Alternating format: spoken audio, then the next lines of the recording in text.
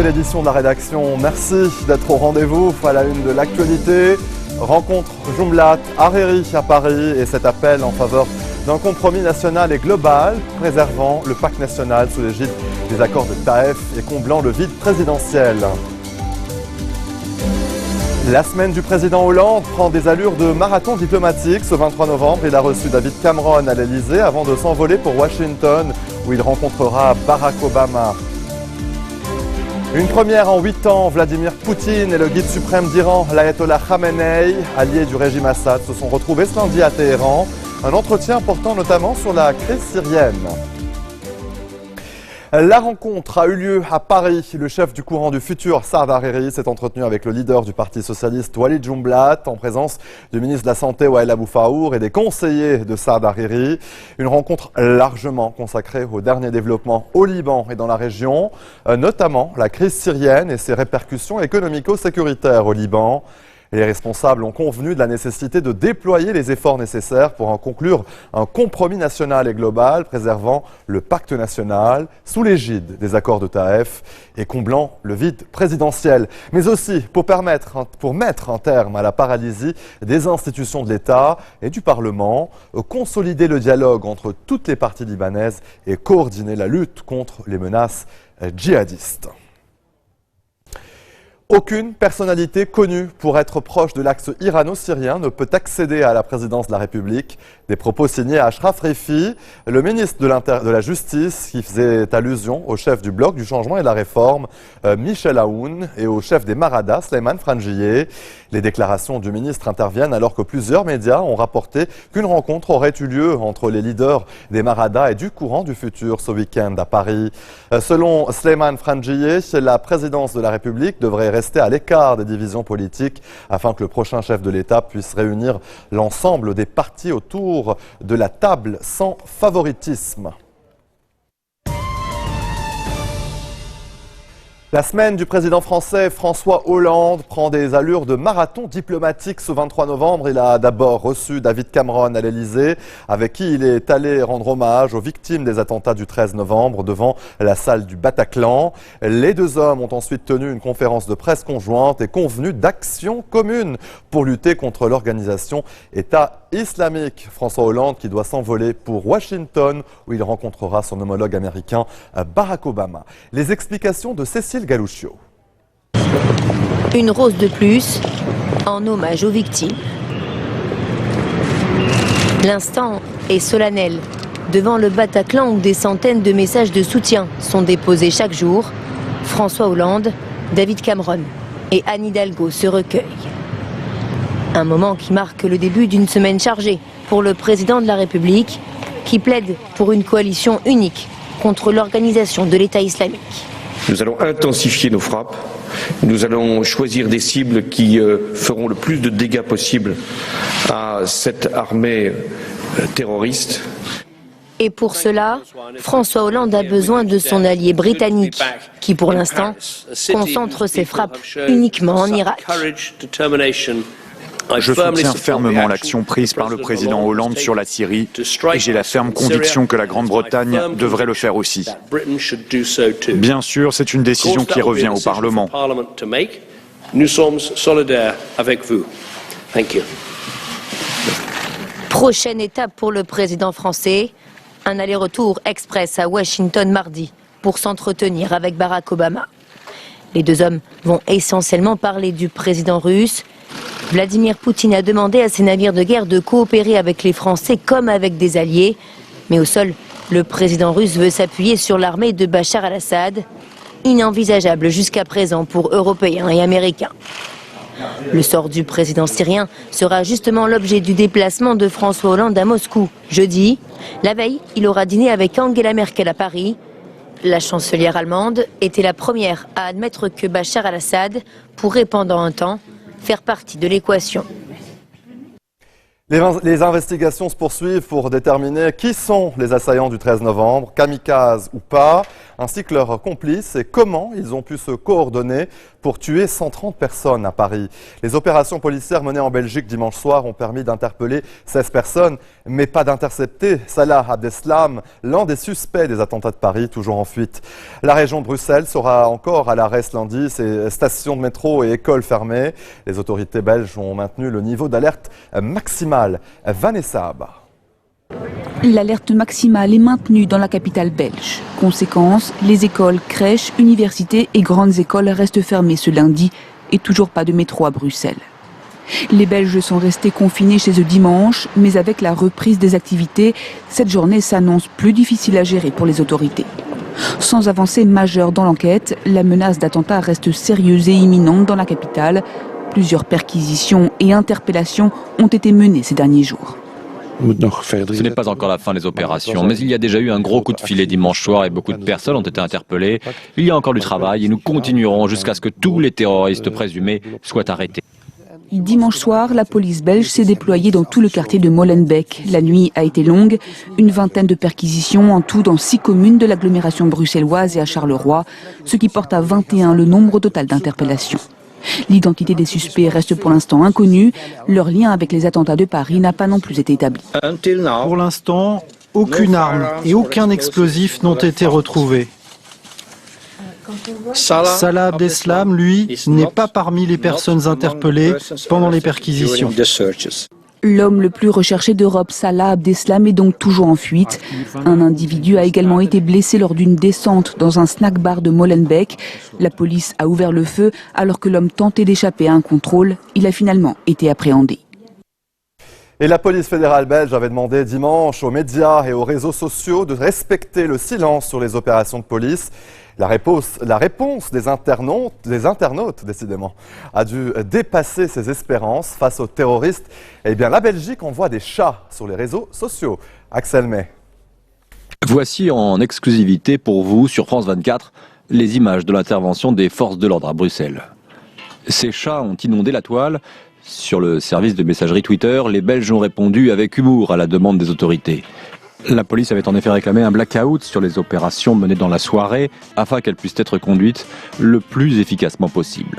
Les médias locaux qui couvraient en direct les différentes interventions se sont exécutés, non sans humour là aussi. Les internautes s'en sont donnés à cœur joie, reprenant les chats belges les plus célèbres, celui de Gueluc, celui de l'ancienne émission Téléchat, ou encore façon Magritte, façon surréaliste. Sur Internet, nombreux ont été les témoignages sur le thème « Les Belges ont déjà vaincu, tu les enfermes chez eux pendant un risque terroriste majeur, ils font la fête sur Twitter avec des chatons, un acte de résistance » diront certains. Les autorités belges ont très sérieusement remercié les médias et les utilisateurs des réseaux sociaux pour leur coopération. Et un jour, qui sait, les livres d'histoire mentionneront peut-être que les chats ont contribué à lutter contre l'organisation de l'État islamique. Allez, dans un tout autre registre, première mission en Irak et Syrie à partir du port d'avion Charles de Gaulle, stationné en Méditerranée orientale.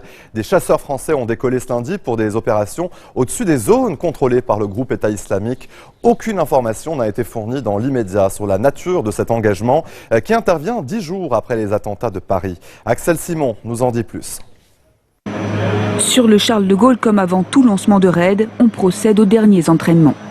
Des exercices usuels avant d'engager les chasseurs contre les positions du groupe État islamique en Syrie et en Irak.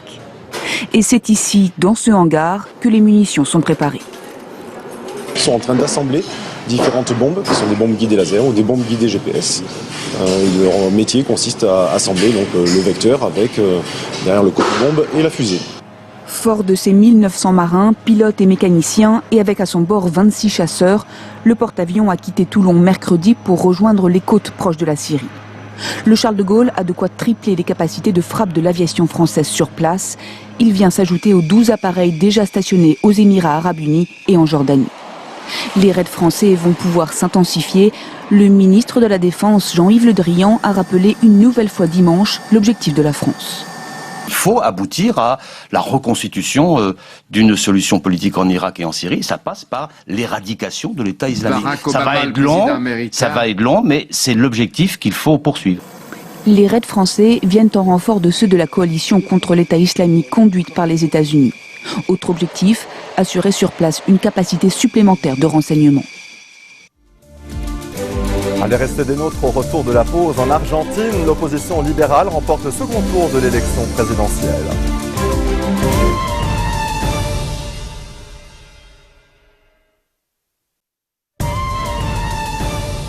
Retour sur le plateau de l'info, le président russe Vladimir Poutine et le guide suprême d'Iran, l'ayatollah Khamenei, les deux grands alliés du régime syrien, se sont retrouvés ce lundi à Téhéran, un entretien portant notamment sur la crise syrienne. Après son entretien avec le guide suprême, un tête-à-tête avec son homologue iranien Hassan Rouhani. Poutine participait ensuite au sommet des pays exportateurs de gaz, auquel ont assisté 8 autres présidents et chefs de gouvernement. Il s'agit de la première visite de Poutine en Iran depuis 8 ans. Et ce cadeau, il a levé l'interdiction de vente et de livraison de matériel technologique lié au nucléaire, en conformité avec une résolution de l'ONU sur l'accord nucléaire entre l'Iran et les grandes puissances.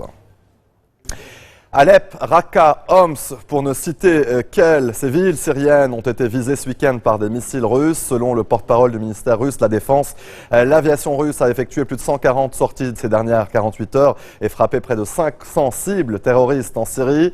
Elle aurait ainsi détruit un millier de camions-citernes transportant du pétrole brut vers des usines contrôlées par l'État islamique. Également détruite une raffinerie près de Raqqa, considérée comme l'une des principales sources de financement des terroristes. La Russie a commencé à mener des frappes aériennes en Syrie le 30 septembre en soutien au régime Assad. La ville de Raqqa, fief de l'État islamique en Syrie, avait déjà été prise pour cible par l'aviation française la semaine dernière. La France qui a décidé, je vous rappelle, de tripler sa capacité de frappe sur l'Irak et la Syrie ces derniers jours. Direction le Proche-Orient, en Cisjordanie, un Palestinien a tué un Israélien et en a blessé un autre à l'arme blanche avant d'être abattu par les forces israéliennes. Cela s'est passé sur un axe reliant Jérusalem à Tel Aviv. Il s'agit de la 3e agression de ce type de la journée. Près de Naplouse, un Palestinien a également été tué après avoir tenté de poignarder un Israélien. Et à Jérusalem-Ouest, 2 Palestiniennes ont blessé 2 hommes avec des ciseaux. L'une d'elles a été tuée par les tirs d'un policier sur les lieux, a indiqué la police. La deuxième a été gravement blessée par les tirs. Depuis le 1er octobre, je vous rappelle que les affrontements sont quotidiens entre Israéliens et soldats, entre Palestiniens et soldats israéliens ou colons. Ces violences à l'arme blanche, pour la plupart, ont fait 90 morts côté palestinien et 16 côté israélien, ainsi qu'un Américain et un Érythréen. Je vous l'annonçais, le candidat de l'opposition libérale Mauricio Macri a remporté le second tour de l'élection présidentielle en Argentine dimanche face à Daniel Scioli, selon des résultats quasi définitifs. Une victoire qui met fin à 12 ans de gouvernement Kirchner. Olivier Boulanc. L'Argentine prend un virage à droite. Mauricio Macri met fin à 12 ans de gouvernement du couple Kirchner. Le maire de Buenos Aires est aussi un ancien dirigeant du club de foot local. Dans son discours de victoire, il a appelé les Argentins à l'unité. Cette journée est historique. C'est un changement d'époque. Ce changement ne peut pas s'arrêter aux revanches ou aux règlements de compte. Nous devons mettre toute notre énergie dans ce changement. Un changement économique d'abord. Mauricio Macri est un libéral. Il veut mettre fin à la politique protectionniste du pays. Un discours qui a su séduire. La croissance est quasi inexistante et l'inflation progresse de 25% par an. Parmi les solutions proposées par Mauricio Macri, celle de supprimer le contrôle de l'accès aux devises étrangères ou encore d'emprunter de l'argent aux organismes internationaux. Un programme dénoncé par la gauche. Daniel Scioli, le candidat péroniste, y voit un retour au capitalisme sauvage qui avait plongé l'Argentine dans la crise en 2001. Un argument qui n'aura pas suffi. Un nouveau président a été élu, Mauricio Macri, avec qui j'ai pu m'entretenir au téléphone. Je lui ai souhaité du succès pour le bien de notre pays. Daniel Scioli s'est dit prêt à travailler avec le nouveau gouvernement. Mauricio Macri prendra ses fonctions le 10 décembre. Il devra d'ici là tisser des alliances avec certains péronistes qui détiennent encore la majorité absolue au Parlement.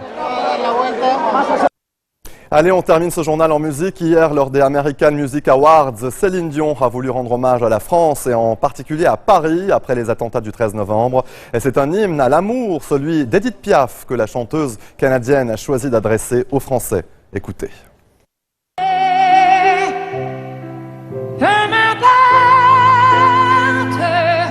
Si tu m'aimais, je m'en fous du monde entier.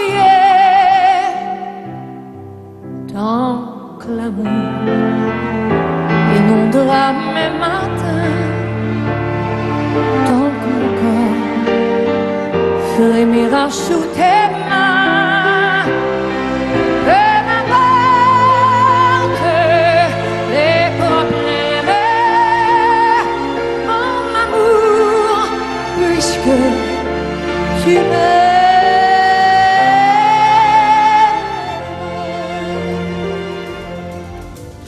J'irai jusqu'au bout du... Voilà, c'est sur ces rythmes que l'on se quitte. Tout de suite, le rappel des titres. Rencontre Jumblat-Hariri à Paris et cet appel en faveur d'un compromis national et global préservant le pacte national sous l'égide des accords de Taïf et comblant le vide présidentiel. La semaine du président Hollande prend des allures de marathon diplomatique. Ce 23 novembre, il a reçu David Cameron à l'Elysée avant de s'envoler pour Washington où il rencontrera Barack Obama. Une première en 8 ans, Vladimir Poutine, le guide suprême d'Iran, l'Ayatollah Al-Khamenei, allié du régime Assad, se retrouve à Téhéran. Un entretien portant notamment sur la crise syrienne. Très bonne suite de programme, l'info continue.